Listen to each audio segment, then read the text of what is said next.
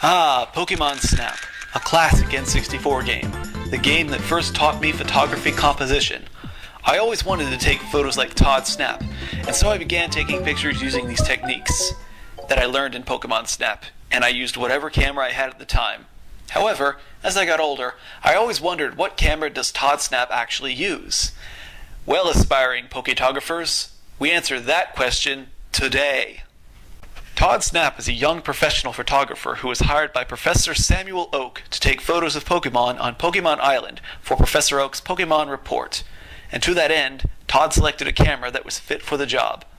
Now, what do we know about this camera? Well, we can safely say that it is not the camera pictured on Todd's photo ID card. How do we know? Well, what you see on Todd's card is a type of camera called a rangefinder. Allow me to explain. How a rangefinder works is like this. Rangefinders consists of a dual lens arrangement. One lens is lined up with the camera's viewfinder and is what the photographer uses to compose their image. And the second lens is aligned with the camera's film, and this is what actually produces the image on that film. The result of the photograph is an image too close, but not exactly the same as the image that's seen on the viewfinder. Let's have a look at this image in-game. You will note that the image that Todd sees in the final photograph are exactly the same. So, is there a camera in real life that does that? Why, yes, there is. But it is not the rangefinder. It is a camera called a single lens reflex camera, or SLR for short. So here's how an SLR works. Light enters in through the lens and hits one of a set of two mirrors. That mirror then bounces the light up onto the second mirror, which then bounces the light back through the viewfinder into the user's eye, thus resulting in an image that is projected onto the film that is the same as the image seen in the viewfinder, which is exactly the result we see in the video game. For further evidence, let's look at the camera's in-game icon on the bottom of the screen. As you can see, there is only one lens and no separate viewfinder. Thus we know with a high degree of certainty that Todd Snap uses a single lens reflex film camera to take his photos. But, Poketographers, we can deduce even more about this camera. More specifically, both the lens and the film used. SLRs use different lenses for different situations, and the types of lenses available are too many to count. But we will focus on the focal length and aperture of Todd's lens to narrow down Todd's lens choice. As we can see, when Todd puts the camera up to his eye, the field of view contracts. It appears to almost zoom in about 2 times Todd's normal vision. Now, why is this important? Well, we know that the human eye perceives a focal length of around 50 millimeters to be about a 1-time zoom. This means that the focal length of Todd's lens is about 100 millimeters, or 2 times zoom in. 100 millimeter lenses belong to a category of lenses called telephoto lenses. Telephoto lenses are commonly used for portraits and, more importantly, wildlife photography. And what is Todd photographing? Well, what else but the island's wildlife? And we can deduce even more about this lens. Note that Todd never zooms in beyond the approximately 100 millimeter focal length, preferring simply to get closer to his subject to photograph it. This seems to indicate that Todd is using what is known as a prime lens. What is a prime lens? Well, put simply, it is a lens that has a fixed focal length and thus can't zoom in or out from that focal length. Prime lenses, while less common among recreational photographers, are very common among professional photographers. This is because they have a simpler design with fewer glass elements, thus resulting in a cleaner image with less distortions. And if we examine Todd's photographs, you will notice that there's no barrel distortion and no pincushion distortion on his photographs. Thus we can say with a high degree of certainty that Todd uses a prime lens with approximately a focal length of 100 millimeters. But wait! There's even more that we can deduce about this lens, specifically the lens's aperture setting, or f-stop number for short. To fully understand this part, I will have to explain the photography concept known as depth of field. For those of you who just want the short version and conclusion regarding Todd's lens's aperture setting, skip to this point. Okay, for those of you who chose to stick around for the detailed explanation of depth of field, here it is. Okay, so this is my explanation of depth of field. You'll notice right here I have a DSLR, which is a digital single lens reflex camera. It doesn't use film but an image sensor, and then it converts that image data into binary code, which it then stores on a memory card. It's not exactly the same as film, but it works the same basic principle as film. So this is what we'll be using to demonstrate depth of field. Now I'm going to switch to the DSLR's video to demonstrate. Okay, so now we are shooting video with the DSLR. There are three factors you need to consider when discussing depth of field. The first is your focal length, that is how zoomed in or zoomed out you are. The second factor is your aperture, measured by your f-stop number, that is how wide open your lens is to let in light to the sensor or the film in Todd's case. And the third factor is format size, that is how large a film or how large of an image sensor you have in your camera. So I'm going to demonstrate the effect of focal length first on your depth of field. In general, the longer your focal length, that is how zoomed in you are, the shallower depth of field you will get, that is, less of your image will be in focus.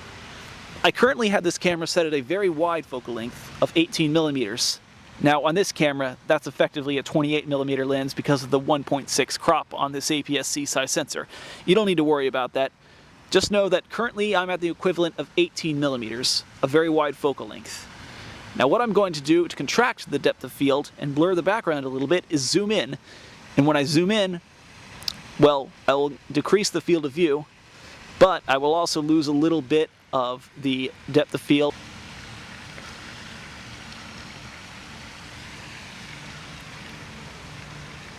Okay, let's demonstrate the effect in practice. So I'm going to take this and zoom all the way in to 55 millimeters.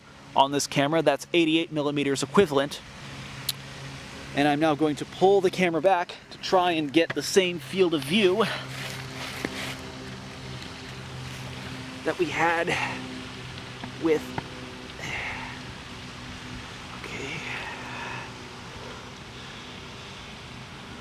Okay, so there we go. You'll notice two things. One, the image is a little bit flatter, that is, there's less barrel distortion. And two, there is a little bit of a blurred background. And thus we have demonstrated that by changing our focal length, we've changed depth of field. Now, there are a couple ways I could address this blurry background. One, I could zoom back out, but if we're not very close to a subject, zooming out makes the problem worse.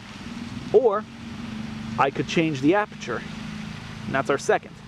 The aperture is how wide open your lens is to let in more or less light. The more light you let in with a wider open aperture, the brighter your image will be, but the less sharp the background will be. And vice versa is true as well. The more closed down your aperture is, that is using a higher f-stop number, the darker your image will be, but the more in focus everything in the image will be. So in order to demonstrate this, I'm going to change the aperture. The aperture is currently set at f5.6, so I'm going to adjust it to f11 and close down the lens a bit.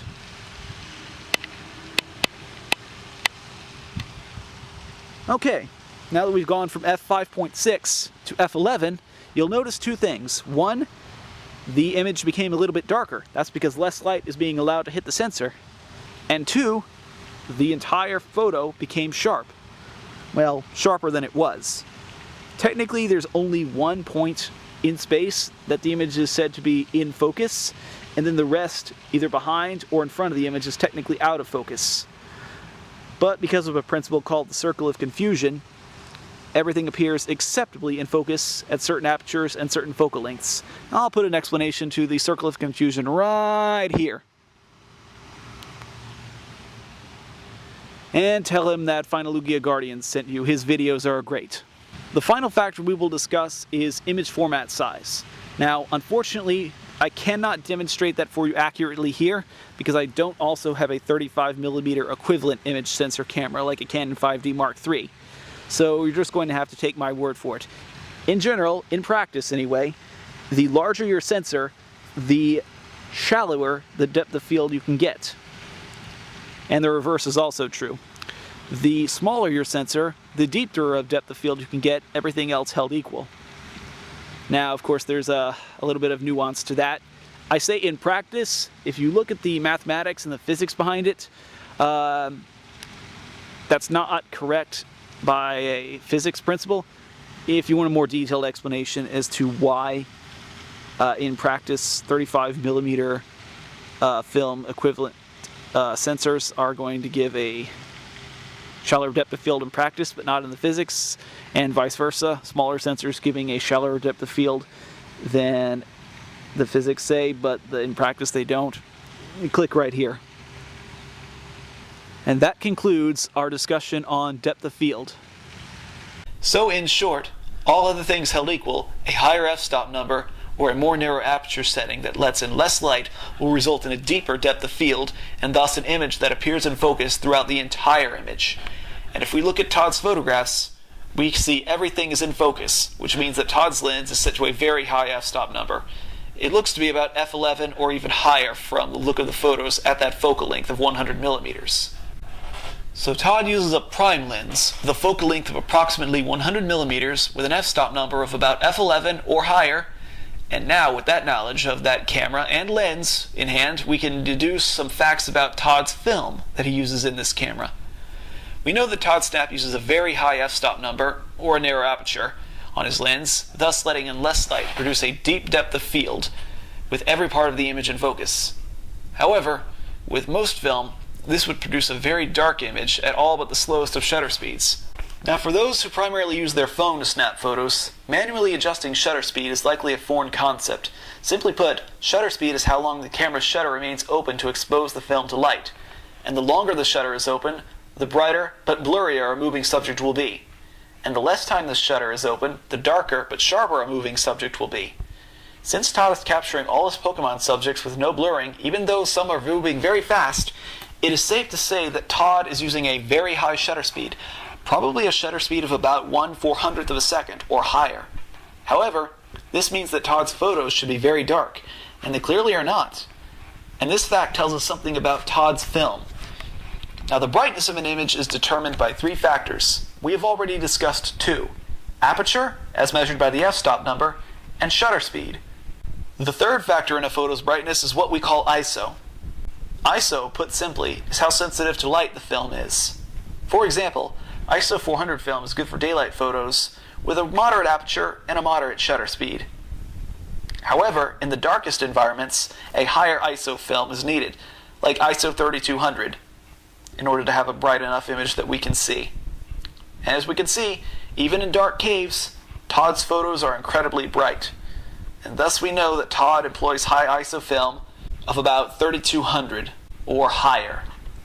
Now we are going to discuss ISO. So ISO is the sensor's sensitivity to light. So you'll notice that this image is relatively dark at f11. Now we could adjust the aperture back down to f5.6, but then we get a really blurred background. And if we're in wildlife trying to get all the background that the wildlife is in, we really don't want that. So what do?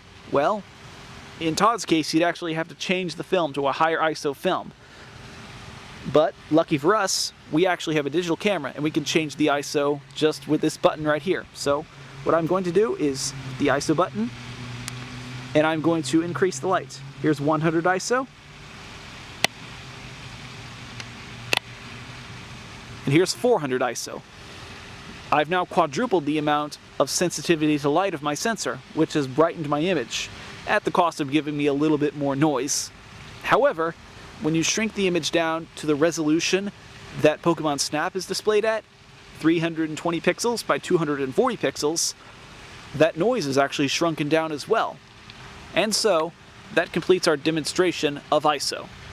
And thus we know Todd employs high ISO film, and in the darkest environments, ISO 3200 or higher. So now we know about Todd's photography gear. Todd uses an SLR film camera with a telephoto prime lens with a focal length of about 100 millimeters, a high f-stop number for a deep depth of field, and a high shutter speed to capture fast-moving subjects, and, in at least some locations, ISO 3200 film. Now that you know all about this gear, go out and become a Poke Photo Master. And as always, gotta catch 'em all. Thanks for watching. Peace.